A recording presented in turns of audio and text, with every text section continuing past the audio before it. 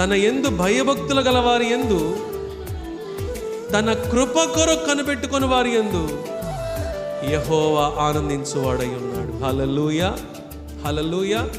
మనిషికి ఎప్పుడైతే ఈ 2 లక్షణాలు ఉండవో తన సొంత కాళ్ళతో చూస్తాడు, తన సొంత కాళ్ళ మీద నిలబడే ప్రయత్నం చేస్తాడు, తన సొంత శక్తి మీద ఆధారపడతాడు, లేకపోతే ఇతరుల శక్తి మీద ఆధారపడతాడు.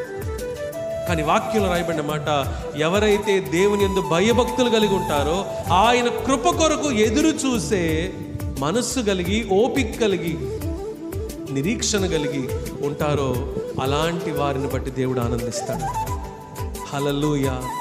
నిరీక్షణ కలిగి ఉండడం అంటే ఏంటో తెలుసా అండి? ఆయన సమయంలో ఆయన చేస్తాడు.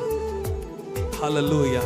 మనం బలహీనమైనప్పటికీ ఆయన వైపు చూసినప్పుడు, ఆయన మీద ఆధారపడినప్పుడు, ఆయన కొరకు ఎదురు చూసినప్పుడు ఆయన తప్పకుండా కార్యమును చేయడానికి శక్తి కలిగిన వాడు.